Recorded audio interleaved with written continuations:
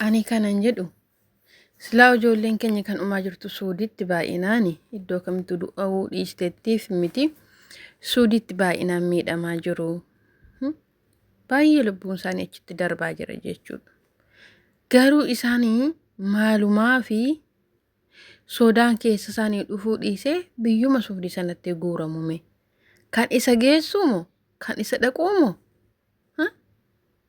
Kan isa waa'ee Suudii biyya sanaa yaadu. Suudii bichaadha biyyi Arabaa biyya kanarra. Biyya baay'eetu jira. Maal ta'e mee namni keenya? Maa maraata? Maa bakka itti lubbuun isaa miidhamutti fiigame? Filannoon isaanii maaliif achi ta'e? Kunno Joordaan isa rakkinaa taatu malee Joordaan hin jira. Kuweetiin hin jira. Bahaareen hin jira. Biyyoota baay'eetu jira. Calluma jedhanii biyya Suudii achitti madaamiin kan nama ajjeesaa jirtu, achitti kan namni keenya wal ajjeesaa jiru, achitti kan bahee bakkeetti miidhamaa jiru. Maaliif hammi kun filannoon isaanii Suudii ta'e? An Suudii sanatti onnee isaanii xawwaalameera ta'ii annaa galuu madide dhugaa rabbii. Nagaa moo hin daganne akkam jirtu nagaa keessanii hani nagaa kootii waaqa haa galatu. Lafuma jirtanitti sanillee nagaan keessan irraa hafaa fi guutuu haa ta'uun siniin jedha.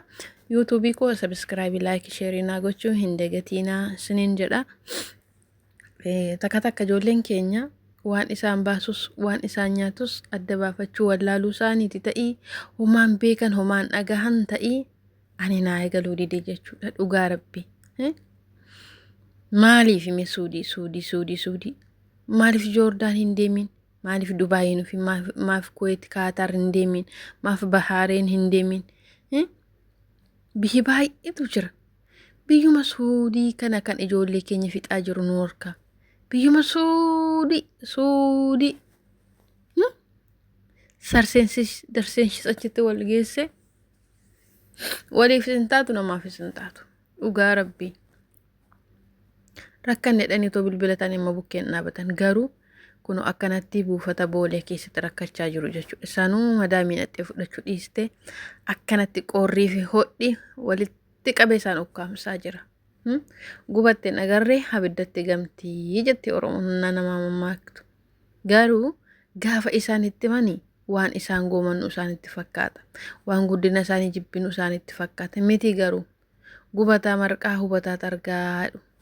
Waan gubannee waan agarree waan eelaa nutti ta'e osoo dubbachuu dandeenyu akka dubbachuu hin dandeenyetti osoo beeknus akka wallaalaatti osoo dhageenyus akka duudaatti kan nu jiraachisuuf kan nu kaayetu jira. Nutti tolee miti quufnee miti. Gaafa isaanitti himnu homaan keenya fudhataman qabu. Inaaffaa isaanitti fakkaata. Kunoo akkasi qaqqammasaa ilaalaa waan namni isiniin jedhu hin dhageessani. Daldalichi hoo daldalaan itti gaafatamummaa kan hin fudhanne maaliif biyyaa baase birriirraa nyaate maaliif hime kun hunduu silaa ijoolleen keenya homaan beekanii afaan hin beekanii haaraadha inni afaan beeku qaal jedhee sirreeffata dafee kun afaan hin beekan reef biyyaa ba'u hamma kana dhaqanii immoo hinnaa buufata xiyyaaraa keessatti akkana rakkatan dhugaa rabbii baay'ee nama ajaa'ibsiisa baay'ee waan lama miidhamne jechuudha waan lama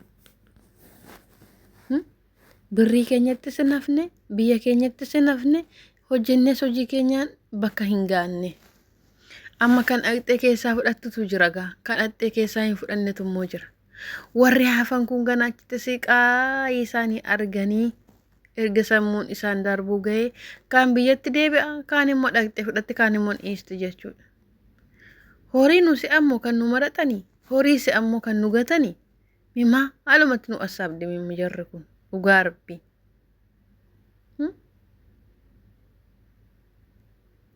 Daldalaan seerri qabeessa osoo jiraate ijoolleen kun asin ta'an turan. Biiroon jira daldalaanii sirriin biiroo qaba. Biiroo isaa sanatti madaamiin dhattee fudhattutti hin tursiisa ijoollee. Rakkoon irratti naa isaanii dabalamu dhugaa waaqa baay'ee tokko natti dhagahame osoo ana ta'e miira akkamii keessa jira osoo ana ta'e maaliin godhe amma mucaan tokko hin gaddaa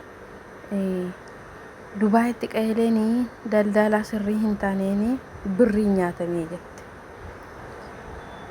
achitti birrii nyaatame jedhee immoo hin dhiisne amma immoo hin dagamne birrii namarraa liqeeffadheen Suudiin guuteetti erga Suudii guutee dhaqe waan hunda meedikaala hunda kennee guyyaan bararraa koo gahee nan dhaqee jette dhaqee namni abbaa kanaa naan jedhu dhibee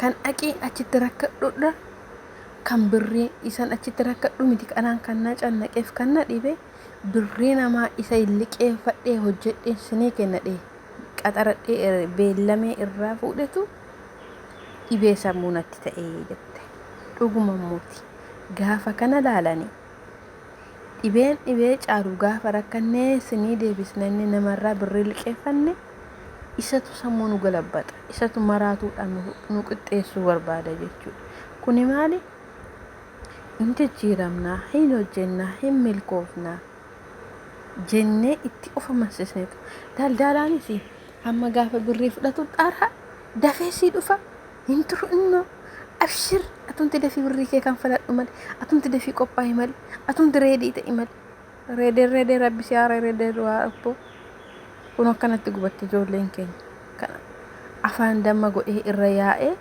birrii isaa irraa muuxate kunoo akkanatti gaasaan immoo dhaqanii itti cinqamu jechuudha dhugaa rabbi biyyi keenyattis jiraannee jireenyi nuuf hin taane biyya ormaattis ashkaree taanee ashkarummaa keenyaan hin kabajamne waa meeqa rakkanne jechuudha kaddaamaa jechuun hin hafu kaddaamummaan keenya immoo misgaanaas dhabe sammuus nu jeeqe dhugaa rabbi ana akka kootti ta'e hoggaa yaadu baay'ee tokko sammuu na hammaarra jechuudha maaliifi erga biyyaa bahuun keenya hin oolle biyyaa baane maaliif hojii seeraan nu galchan erga hojii galle maaliif nu reebu maaf mi'aan nu owwatu maaliif sirna siraataan ulaagaa nuuf hin guutan kana barkaan sammuu nama jeequ